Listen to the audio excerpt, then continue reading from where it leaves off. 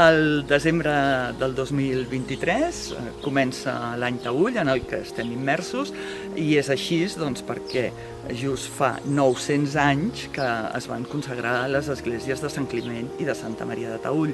A l'església de Sant Climent, en una de les columnes, es podia llegir que el 10 de desembre de l'any 1123, Ramon Guillem, el bisbe de Roda Barbastre, havia vingut a Taüll per consagrar l'església de Sant Climent i un dia després, l'11 de desembre, a l'església de Santa Maria. Imagineu-vos que havia de ser Taüll, que en el mateix moment es construïen i es consagraven dues esglésies.